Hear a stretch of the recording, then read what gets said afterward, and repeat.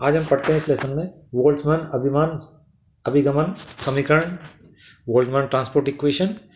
तो पिछले खंड में देखा कि इलेक्ट्रॉन गैस ऊष्मीय साम्यावस्था में होती है तब बाह्य बल की क्षेत्र की अनुपस्थिति में इलेक्ट्रॉन गैस निकाय में वितरण फलन जो सामान्यतः प्रति कोष्ठिका या प्रति क्वांटम अवस्था में इलेक्ट्रॉनों की संख्या प्रदर्शित करता है, वाई एक्स के सापेक्ष सममित होता है। इलेक्ट्रॉनों का वेग पूर्णतः यादृच्छिक होने के कारण इनका माध्य वेग शून्य के बराबर मान सकते हैं।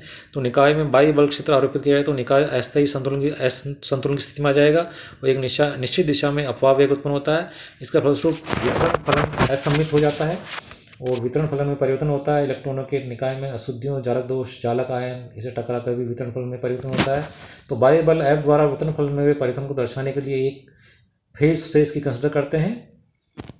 देखिए फेज स्पेस में यहाँ पर कोऑर्डिनेट और momentum coordinate x Y z और momentum coordinate p x P Y P z, यानी कुल 6 कोऑर्डिनेट कंसिडर करते हैं इसके लिए। तो इन 6 कोऑर्डिनेट में तो यहाँ जो इलेक्ट्रॉन की संख्या में जो अल्पांश आयतन डीवी में इलेक्ट्रॉन की संख्या डी एन दी जाएगी, function of X Y Z P x P Y P Z इनका फंक्शन होगा D X D Y D Z D P X D P Y D P Z. तो जब electron gas में बल क्षेत्र F आरोपित किया जाता है तो इलेक्ट्रॉन के संवेग में D P equal to F D T परिवर्तन होगा। ये परिवर्तन वितरण फलन में परिवर्तन कर देगा। माने किसी क्षण समय पर किसी बिंदु के निर्देशांक X Y Z P x P Y P Z यहाँ 6 कोऑर्डिनेट ले जाते हैं। प्रसिद्ध दिए गए अल्पांश आयतन में इलेक्ट्रॉन प्रवेश करते हैं। तो यदि इलेक्ट्रॉनों का परस्पर टक्करों का नगण्य मान लिया जाए तो प्रवेश करने वाले इलेक्ट्रॉन की संख्या उन इलेक्ट्रॉन की संख्या के बराबर होगी जो समय पर इस प्रकार ये दी जाएगी। तो इस प्रकार से अपन देखेंगे इलेक्ट्रॉन अपवाह के कारण वितरण फलन में परिवर्तन की दर डिफाइन कर सकते हैं। ये डिफाइन करने के बाद अपन को डेल्टा आर और डेल्टा पी ये दो यूज करेंगे अपन। तो d f upon d t बल is equal to minus v dot delta r f minus f dot delta p f, ये फॉर्मूला इस पर मिल जाएगा। तो चूंकि इलेक्ट्रॉनों के जालक आयन और अशुद्धियों या जालक दोषों की टक्कर कारण दिए गए वितरण फलन में परिवर्तन होते हैं, तो इसलिए वितरण फलन के कुल परिवर्तन की दर को यदि d f upon d t is equal d f upon d t बल plus d f upon d t टक्कर, तो इस प्रकार से ये फॉर्मूला मिल जाएगा।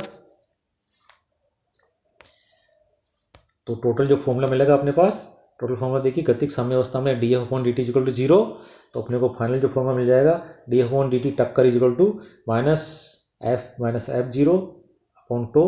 ठीक है, ये फॉर्मूला प्राप्त होता है। ये डेरिवेशन कर रखा, आप समझिए इसको। इस प्रकार से नेक्स्ट टॉपिक आता है मुक्त इलेक्ट्रॉन गैस प्रारूप और फर्मी ऊर्जा स्तर। सोमरफील्ड ने तो जो गैस प्रारूप प्रस्तुत किया, इस सिद्धांत के जो अभिग्रहित है वो ये दे रखे हैं, आप पढ़ना इनको, समझना।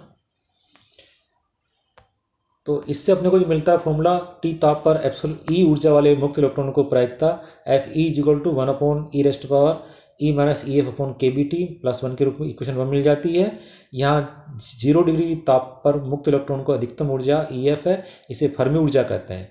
मुक्त इलेक्ट्रॉन पॉली एक्सक्लूजन प्रिंसिपल का पालन करते हैं। उपरोक्त अभिग्रहितों का उपयोग करके सोमरफील्ड ने मुक्त इलेक्ट्रॉनों की अवस्था घनत्व एवं फर्मी ऊर्जा का मान को ज्ञात किया। अब ऊर्जा अवस्था घनत्व या फर्मी ऊर्जा डेंसिटी ऑफ स्टेट और फर्मी एनर्जी क्या होती है वो भी आपके समझा रखे, देखिए आप समझना, किताब में दे रखा पूरा। इसका फॉर्मूला भी निकाला हुआ देखिए।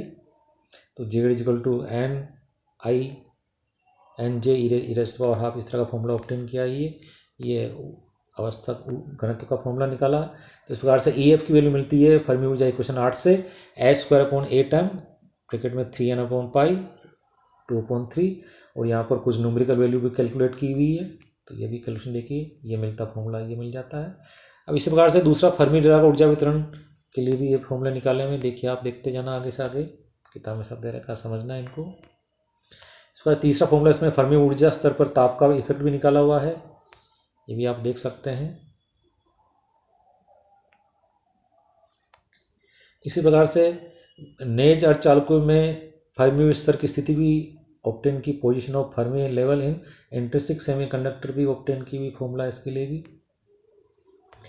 इसी प्रकार से density of electron and holes in intrinsic semiconductor, इसको भी डिराइव किया हुआ है। ये आप पूरी मैथमेटिक्स से आप इजीली इसको अंडरस्टैंड कर सकते हैं। ऐसे ही होल संख्या घनत्व भी निकाले हुए देखिए। इसी प्रकार से एन व पी अर्धचालकों में फर्मी स्तर भी निकाले हुए हैं। एक्सट्रिंसिक सेमीकंडक्टर होते हैं उनमें फर्मी स्तर कहाँ होंगे, इस चित्र में दिखा रहेगा। देखिए एन व पी अर्धचालकों में फर्मी ऊर्जा स्तर की स्थिति निकाल रखी है। देखिए तो इस प्रकार से पी अर्धचालक में फर्मी स्तर संयोजकता बैंड के उच्चतम स्तर से कुछ ऊपर होगा और ग्राही परमाणु घनत्व बढ़ने से EFP EVP के निकट आएगा, वह ताप बढ़ने से यह दूर हटेगा। एन व पी अर्धचालक में फर्मी स्तर की स्थितियाँ चित्र 7.6 में प्रदर्शित है, जैसा कि पिछले चित्र में देखा था अपन ने। ये देखिए दिखा रखा है चित्र में। देखिए तो ये एन चालक में ये EFN ऊपर चला जाता है, पी अर्धचालक में ये नीचे की तरफ आ जाता है। तो ये क्यों आता है ये सब समझा रखा, आप इसको समझना, अंडरस्टैंड करना।